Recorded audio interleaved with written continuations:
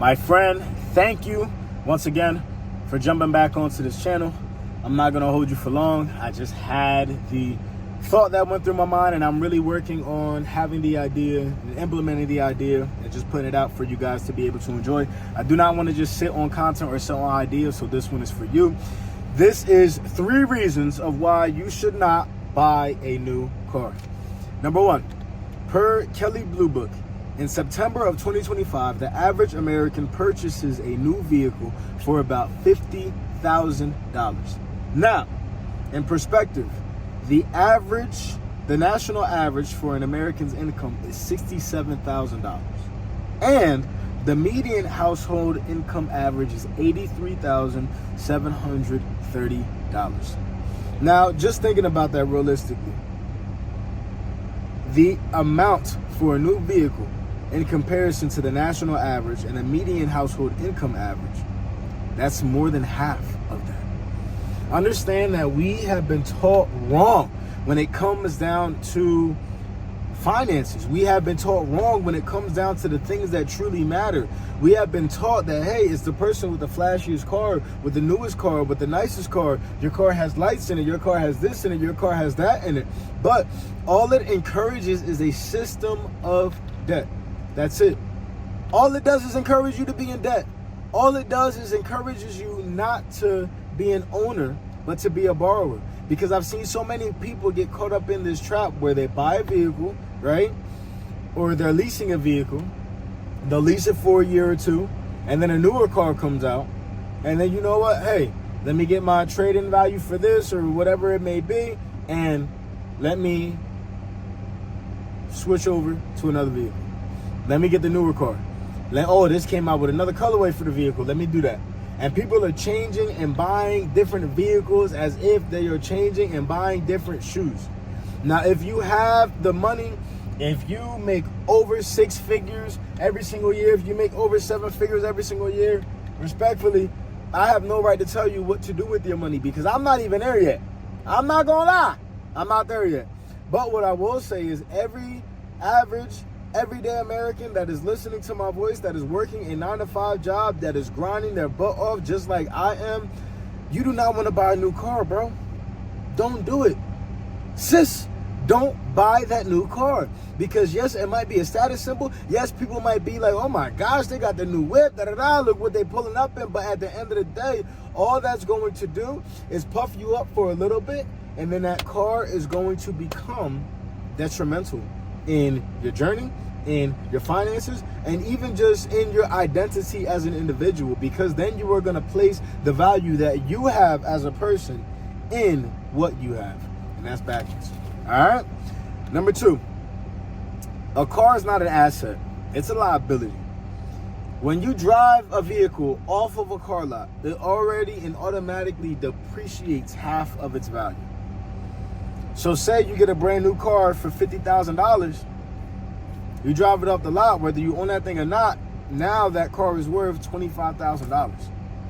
You can pour modifications, you can pour new paint, you can pour a new exhaust, a new engine, a new this, a new that. You can do whatever you want to do to a vehicle. But that value is not going to translate exactly to what you put into it. Now, no, there are exceptions to this. You know, older cars, American muscle cars, whatever it may be. And if you can find somebody who is willing to purchase a vehicle, maybe for more that you ended up purchasing it for because of the modifications you've done on it, cool. I get it, respectfully. But once again, this video is for the average, everyday American who is thinking to themselves, okay, I need to have a vehicle so I can get from point A to point B. Your thought process should not be, let me get a 2026 right off the lot. Let me get a 2025 right off the lot. Let me get a 2027 right off the lot. No. This car that I present this YouTube channel to you guys from is a 2009 Honda Civic. I promise you, this leads into the 3rd one. It says, if you maintain an older vehicle, it will stand the test of time. When I got this vehicle, it had about 140,000 miles on the dash. I've had this car about 3, almost 4 years now. I'm looking at 182,000 miles on the dash. I keep up with my oil change. I keep up with regular maintenance on the car. I keep the car clean. I keep the car running and make sure it's gassed up. So at the end of the day, you guys really have to understand that this really just comes down to stewardship, and it really comes down to how willing are you to take care of what you have. Because if you're willing to take care of what you got, I don't care if you have a 2026, I don't care if you have a 2006, I don't care if you have a 2016, I don't care if you have a 1996. As long as you are really willing to steward that vehicle to the best of your ability, I promise, that car is gonna last. And that's something that you're gonna be able to be proud of and understand that it's not gonna burn a hole through your pocket along the way. So, I just say that to say, when I was on my hunt for looking for a new vehicle before I purchased this one, I was looking at a 2025 Honda Civic. All tricked out, beautiful, amazing. Because I understand that Hondas and Toyotas, they're one of the best car brands to get because they're super easy to work on and the parts are super cheap. So, I'm glad that I didn't end up going that route, and I'm glad that I ended up finding this.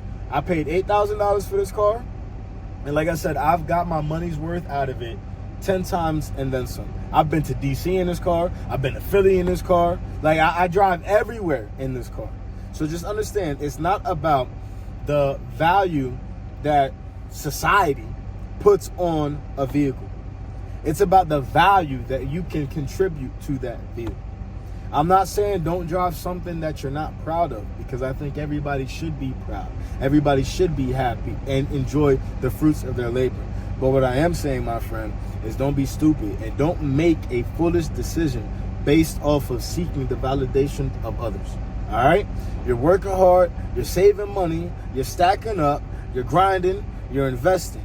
One day, I promise, we're all going to get to a place where the house might look like Grand Theft Auto. The house might look like Fast and Furious. But it's okay to know that we're not there yet, because that means that there's still a lot of growth that needs to be done. And I think that's beautiful. So I hope you guys are getting something out of these videos. I hope you guys got something out of this one. I hope you guys are taking that information to heart. And if you're considering buying a brand new car and you happen to stumble upon this video, I just ask that you hop in those comments and talk to me a little bit. Let's start a conversation up.